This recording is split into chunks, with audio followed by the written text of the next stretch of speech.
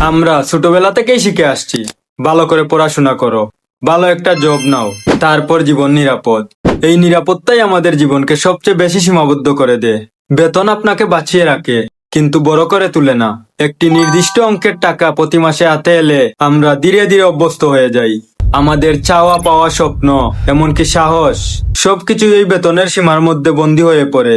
আমরা ভাবি এতেই তো চলছে, আর ঠিক তখনই আমরা থেমে যাই। বেতন আপনাকে ব্যস্ত রাখে, কিন্তু স্বাধীন করে না। আপনি প্রতিদিন সময় দিচ্ছেন, পরিশ্রম করছেন, কিন্তু সেই পরিশ্রমের ফলের পুরোটা আপনার নয়। আপনি সময়ের বিনিময়ে টাকা পাচ্ছেন, অর্থাৎ সময় শেষ, আয়ও শেষ।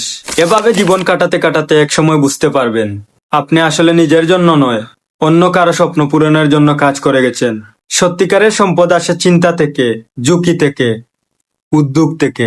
যারা ইতিহাস বদলেছে তারা কখনো বেতনের উপর নির্ভর করেনি। তারা নিজের পথ তৈরি করেছে, নিজের কাজকে ভালোবেসেছে, ব্যর্থতাকে ভয় পায়নি, কারণ তারা জানতো বড় হতে গেলে নিরাপত্তার গুগি ভাঙতেই হবে। এর মানে এই নয় যে চাকরি খারাপ। হ্যাঁ, চাকরি হতে পারে শুরু, একটি শিকার জায়গা, কিন্তু এটাকে যদি গন্তব্য বানান তাহলে আপনি নিজেকেই সীমাবদ্ধ করে ফেলবেন।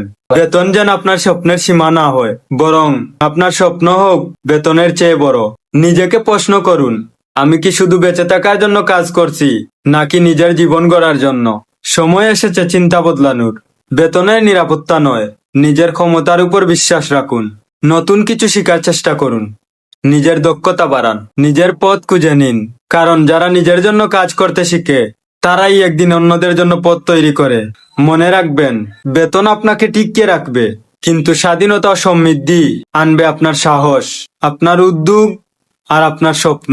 নতুন কিছু শিখতে চাইলে ফলো করে রাখো।